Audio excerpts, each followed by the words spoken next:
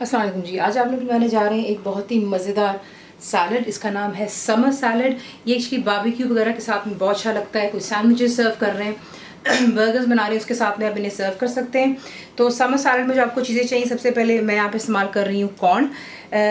ये मकई के दाने, ये मैंने कैन का इस्तेमाल किया, डब्बे में मिलता है। इसका पानी मैंने डिस्कार्ड कर दिया और ये यहाँ पर पड़ा हुआ है। बीच में जाएगी चेडर चीज़ जो है, इसका ज़रा थोड़ा सा जायका स्ट्रॉन्ग होता है, तो इसका ज़्यादा मज़ा आता है, शार्प टेस्ट होता है चेडर चीज़ का, तो ये इस्तेमाल कर रहे हैं। चेडर चीज़ के बाद आपको चाहिए मेयोनीज़।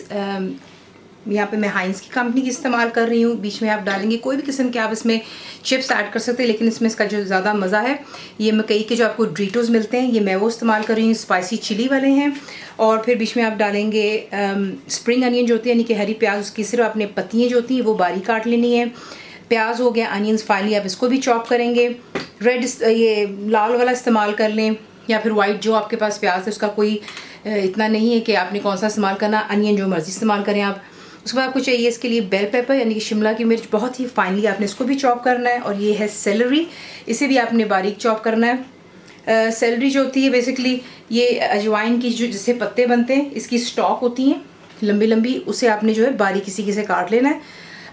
फिर बीच में जाएंगी पिसी हुई काली मिर्च, that's black pepper powder, paprika powder बीच में डालेंगे, सॉल्ट हो गया, नमक, ये तमाम चीज़ें इसमें जाएंगी। सिंपल सा है इसका रेसिपी, लेकिन इट्स रियली नाइस, लाइट और फ्रेश जो है ये सैलड बनता है। तो आपको दिखाते हैं आपने इसको बनाना किस तरह।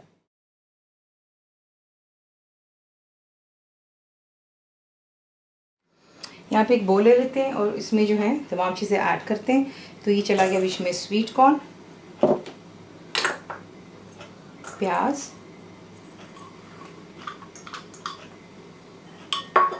सेलरी,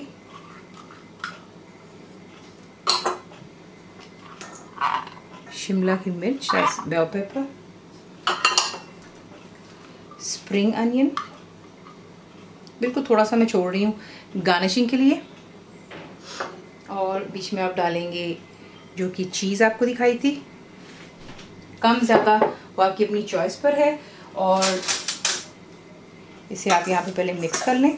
तमाम वेजिटेबल्स को जो है पहले यहाँ पे आप टॉस करेंगे। चीज़ भी जो है आप अपनी जायके के मुताबिक कम या ज़्यादा कर सकते हैं। तो ये चला गया बीच में।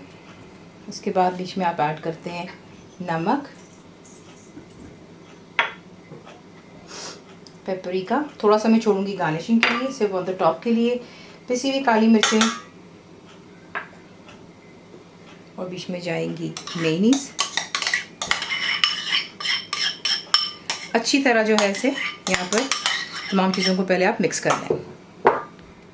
अच्छी तरह मिक्स कर लेने के बाद जो ड्रीटोज़ आपको दिखाए थे, इन्हें अगर आप चाहें तो इसी तरीके से इसके साथ में इसको एक सर्विंग डिश में डाल करके साइड पर इन्हें रख सकते हैं एज अ डिप के लिए। मैंने बता दिया कि इसका बहुत मज़ा आता है विद बारबेक्यू। और अगर आपने इसको सर्व करना है, इसका जो बेसिक तरीका है वो यूँ होगा, इसे आप क्रश करेंगे और इसके अंदर ऐड करते हैं।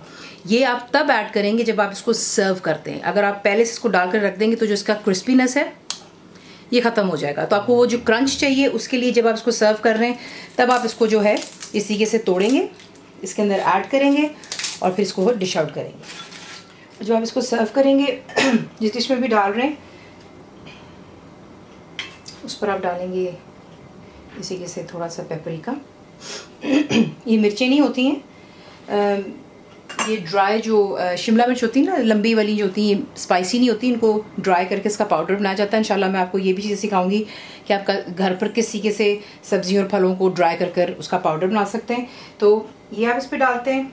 उसके बाद थोड़ी सी जो हमने स्प्रिंग अनियन के पत्ते बचा लिए थे, सिर्फ गार्निशिंग कर रहे हैं।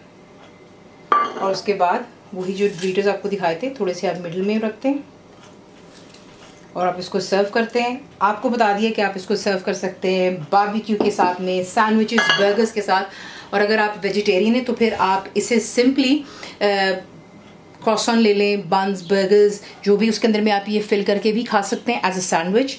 बहुत मज़ेदार लगता है। बना करके इसको फ्रिज में रखें। सर्विंग के टाइम पर आप इसमें क्रिस्प ऐड करेंगे, उससे पहले नहीं करेंगे वरना फिर वो सॉगी हो जाएंगे। तो रेसिपी आपको पसंद आती है तो प्लीज़ लाइक शेयर सब्सक्राइब ज़रूर किया करें। कंप्लीट रिटन रेसिपी के लिए आप जाएंगे मेरी वेबसाइट पे विच इज़ cookwithfaiza.net पर। बनाइए तो आपको कैसा लगा, दुआ में याद रखें and thank you for watching the video. मेरे चैनल को सब्सक्राइब करें, बेल आइकॉन का बटन दबाएं, मेक श्योर कीजिएगा कि ऑल भी प्रेस कर दीजिएगा ताकि आप लोगों को मेरी लेटेस्ट वीडियोज़ रिसीव हो जाएँ।